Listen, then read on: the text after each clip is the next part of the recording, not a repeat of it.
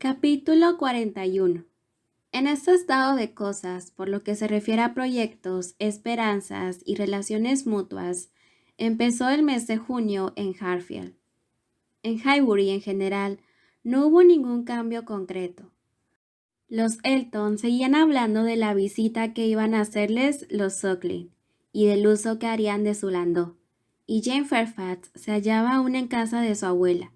Y como el regreso de Irlanda de los Campbell volvió a aplazarse y se fijó la fecha de su vuelta, en vez de para mediados de verano para el mes de agosto, era probable que Jane se quedase en el pueblo 2 meses más, con tal de que pudiera contrarrestar la actividad que la señora Elton estaba desarrollando para ayudarla, y salvarse de verse obligada a aceptar a toda prisa un magnífico empleo contra su voluntad. El señor Knightley, que, por algún motivo que solo él conocía, desde el primer momento había demostrado sentir una profunda aversión por Frank Churchill, cada vez la sentía mayor. Empezó a sospechar que el joven, al cortejar a Emma, hacía un doble juego. Que cortejaba a Emma era algo indiscutible. Todo lo demostraba: las atenciones que le dedicaba, las insinuaciones de su padre, la significativa reserva de su madrastra. Todo coincidía: palabras, conducta, discreción e indiscreción. Todo apuntaba hacia lo mismo. Pero mientras tantas personas le consideraban interesado por Emma, y la propia Emma le creía interesado por Harriet, el señor Knightley empezó a sospechar que el joven tenía cierta inclinación por Jane Fairfax. No podía comprenderlo, pero había indicios de que entre los dos pasaba algo. Por lo menos así se lo parecía. Indicios de que él la admiraba, y después de haber observado sus reacciones, el señor Knightley, aun proponiéndose evitar a toda costa el exceso de imaginación que inducía a Emma a cometer tantos errores, no pudo por menos de admitir que sus suposiciones no eran totalmente equivocadas. Ella no estaba presente la primera vez que se despertaron sus sospechas. Fue en casa de los Elton, durante una comida a la que habían invitado a la familia de Randalls y a Jane, y había sorprendido miradas, más de una mirada dirigida a la señorita Fairfax, que en un admirador de la señorita Woodhouse parecía algo incongruente. En la siguiente ocasión en que coincidieron, no pudo por menos de recordar lo que había visto la otra vez, ni evitar el observar detalles que, a menos de creerse como Cuthbert, soñando junto a su chimenea a la caída de la tarde, creándome yo mismo las visiones, forzosamente tenían que reafirmarle en la sospecha de que había una relación oculta, una secreta inteligencia entre Frank Churchill y Jane. Cierto día después de comer, el señor Knightley salió a pasear y decidió hacer una visita a Hartfield, como solía hacer muy a menudo. Encontró a Emma y a Harriet, que se disponían también a dar un paseo. Él las acompañó, y al regresar se encontraron con un grupo mucho más numeroso que, al igual que ellos, habían considerado más prudente salir a hacer un poco de ejercicio a primera hora de la tarde, ya que el tiempo amenazaba lluvia.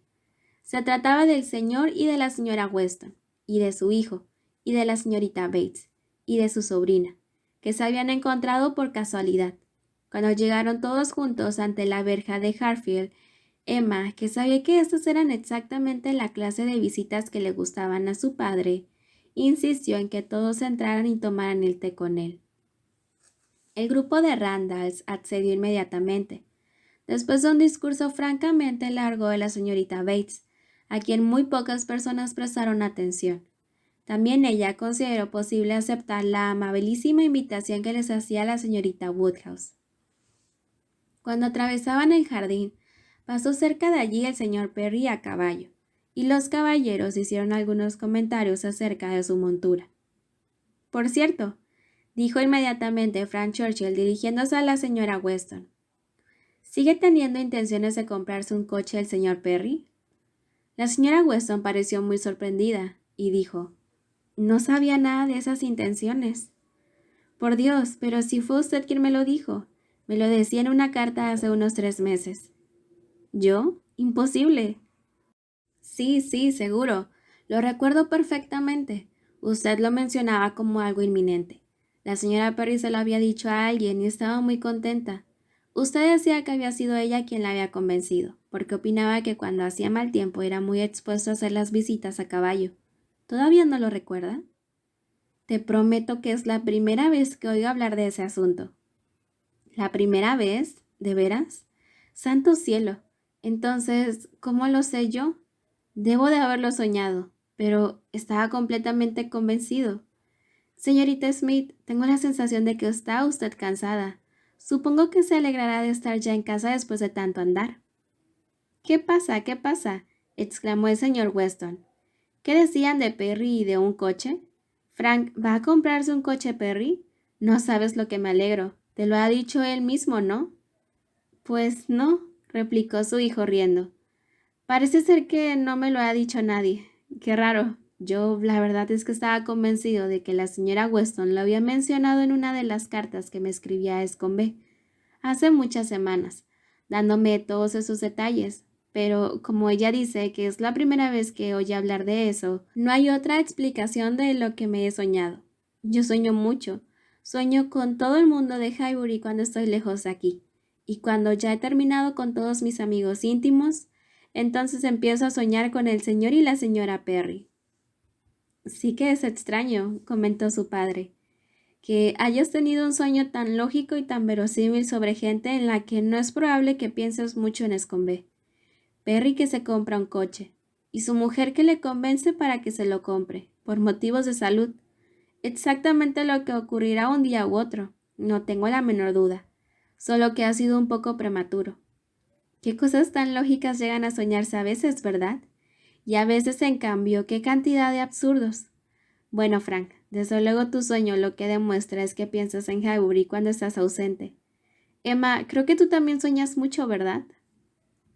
Emma estaba demasiado lejos para oírle. Se había adelantado a los demás para avisar a su padre de la presencia de sus invitados, y no pudo oír la pregunta del señor Weston. Verán, para ser franca, exclamó la señorita Bates, que en los últimos 2 minutos había estado intentando en vano hacerse oír. Si me permiten decir algo sobre esta cuestión, no es que yo niegue que el señor Frank Churchill pueda haber tenido. Yo no quiero decir que no lo haya soñado, porque a veces yo misma tengo los sueños más raros que puedan imaginarse. Pero si me preguntaran acerca de este caso, debería confesar que ya se habló de esto la primavera pasada, porque la propia señora Perry se lo dijo a mi madre, y los Cole también lo sabían igual que nosotros. Pero era un secreto, no lo sabía nadie más, y solo se habló de ello durante unos 3 días. La señora Perry tenía muchas ganas de que su marido tuviese un coche, y una mañana vino a ver a mi madre muy contenta, porque creía que había logrado convencerle. Jane, ¿no te acuerdas que la abuelita nos lo contó cuando volvimos a casa? No me acuerdo a dónde habíamos ido. Lo más probable es que fuéramos a Randalls. Sí, creo que fue a Randalls. La señora Berry siempre ha querido mucho a mi madre. Bueno, la verdad es que todo el mundo la quiere mucho. Y le contó eso como haciéndole una confidencia. Desde luego que no se opuso a que nos lo contara a nosotras, pero no tenía que saberlo nadie más. Y desde entonces hasta hoy yo no he dicho ni una palabra a nadie. Claro que yo no puedo responder de que alguna vez no se me haya escapado algo, porque ya sé que a veces digo cosas que no quería decir, sin darme cuenta. Yo soy habladora, ¿saben? Soy bastante habladora, y de vez en cuando se me escapan cosas que no deberían escapárseme. No sé cómo Jane. Ojalá lo fuera. Estoy segura de que a ella nunca se le escapa nada. Por cierto, ¿dónde está? Ah, aquí, detrás de mí. Sí, sí, me acuerdo perfectamente de cuando vino a vernos la señora Perry. La verdad es que es un sueño muy curioso, ¿eh? Estaban ya en el vestíbulo. La mirada del señor Knightley había procedido a la de la señorita Bates en posarse sobre Jane, del rostro de Frank Churchill en el que creyó ver turbación reprimida y seriedad. Sus ojos se volvieron involuntariamente hacia el de ella, pero se había rezagado mucho y estaba distraída con su chal. El señor Weston ya había entrado. Los otros 2 caballeros esperaron en la puerta para dejarla pasar. El señor Knightley sospechaba que Frank Churchill se proponía cambiar una mirada con ella, y parecía estar acechando la ocasión propicia. Pero de ser así, fue en vano. Jane pasó entre los dos y entró en la sala sin mirar a nadie. No hubo ocasión de hacer más comentarios, ni de dar más explicaciones.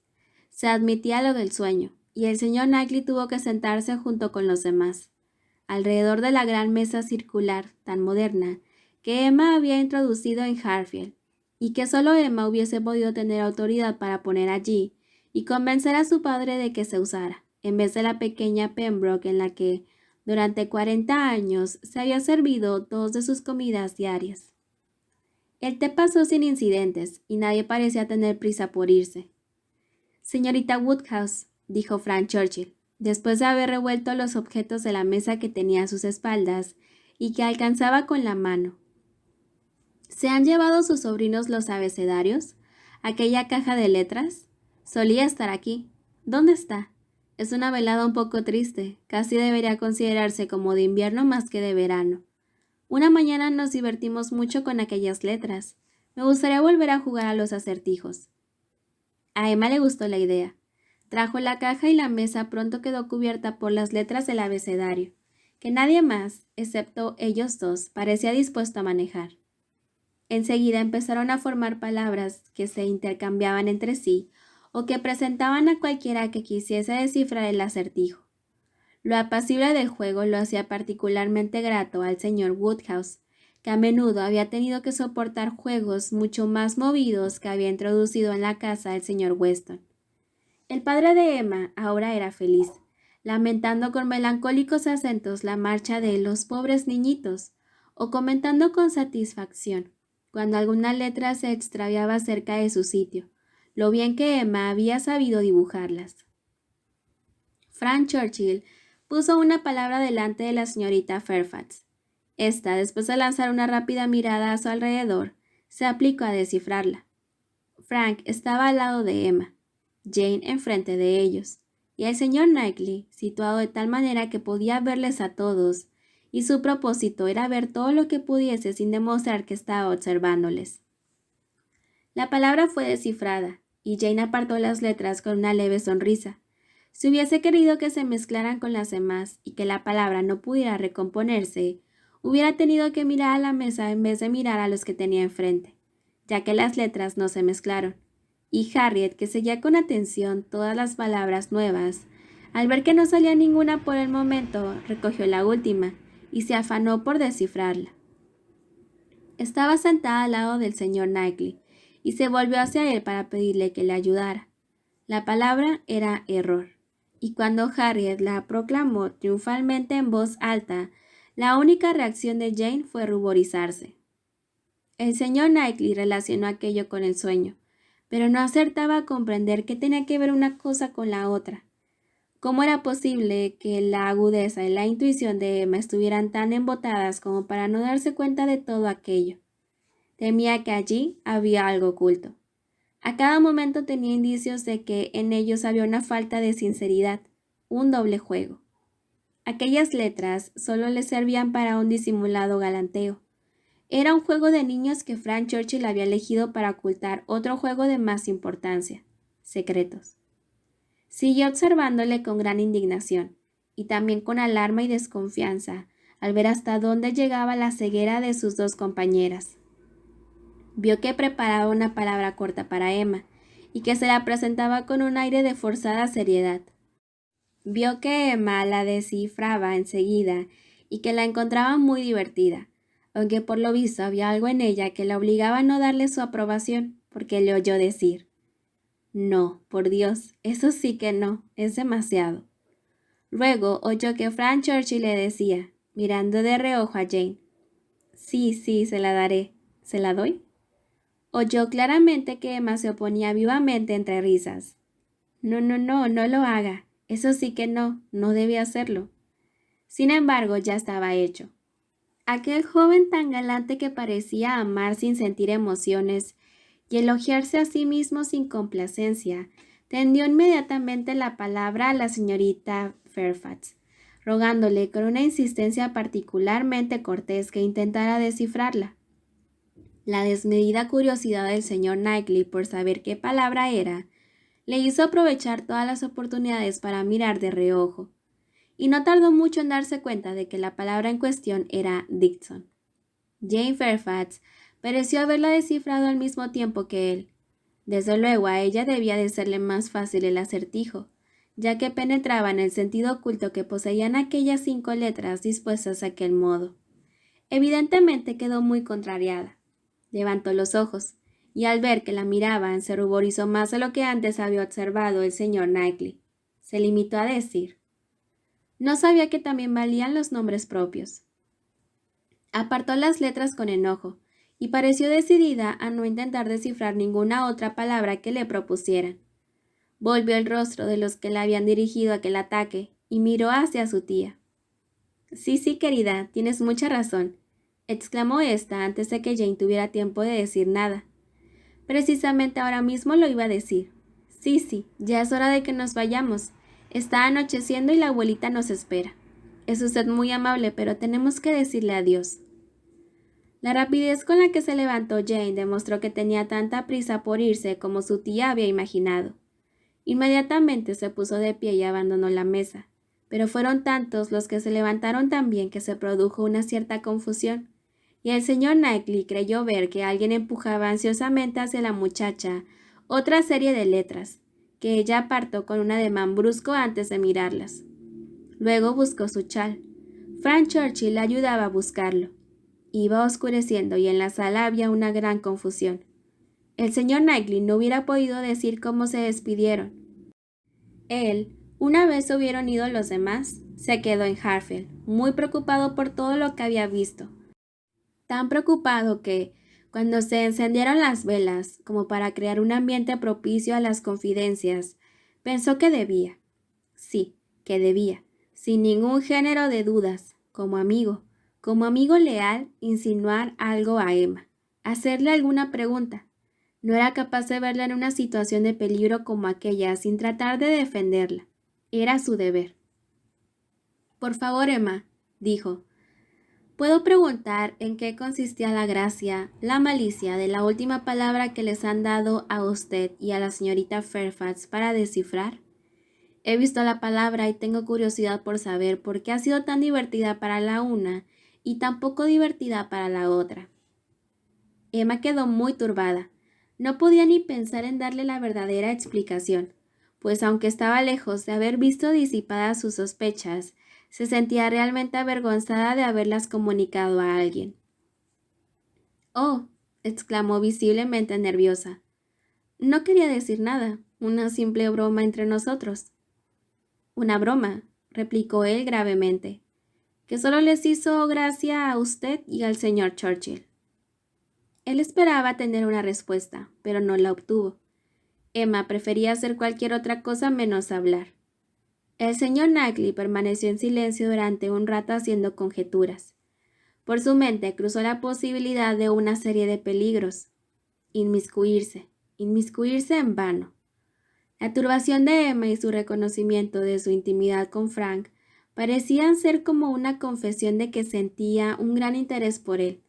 Sin embargo, debía hablar. Prefería correr el riesgo de que le tomara por un entrometido antes de que ella pudiera salir perjudicada.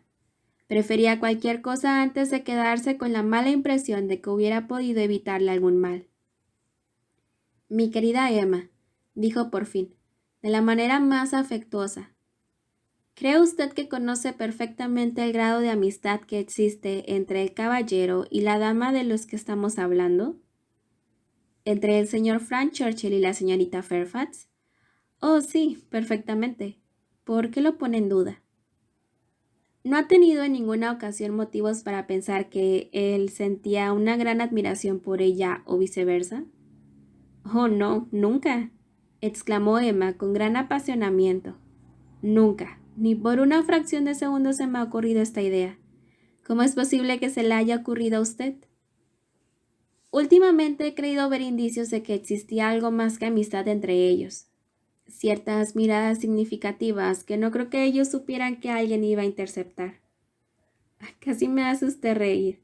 Me encanta ver que también se permite dejar vagar su imaginación. Pero se equivoca. Siento mucho tener que cortarle las alas al primer intento, pero lo cierto es que se equivoca. Entre ellos no hay nada más que amistad, se lo aseguro, y las apariencias que puede usted haber advertido son fruto de alguna circunstancia especial. Sentimientos de una naturaleza totalmente distinta. Es imposible explicar exactamente. Es algo bastante absurdo, pero lo que puede contarse, lo que no es absurdo del todo, no puede estar más lejos de ser una mutua atracción o admiración. Es decir, supongo que las cosas son así por lo que a ella respecta. Por lo que respecta a él, estoy segura. Yo le respondo de que él es absolutamente indiferente. Emma hablaba con una seguridad que hizo vacilar al señor Knightley, con una satisfacción que le hizo callarse. Estaba muy alegre y hubiese querido prolongar la conversación con el deseo de enterarse de los detalles de sus sospechas, de que le describiera cada mirada, cada uno de los pormenores y circunstancias, por los que decía sentir tanto interés. Pero la jovialidad de ella no encontró eco en su interlocutor. El señor Knightley se daba cuenta de que no podía ser útil, y aquella conversación le estaba irritando demasiado. Y a fin de que su irritación no se convirtiera en verdadera fiebre con el fuego de las delicadas costumbres del señor Woodhouse, obligaban a que se encendiese casi todas las tardes del año, no tardó en despedirse, apresuradamente, y en encaminarse hacia su fría y solitaria Donwell Abbey.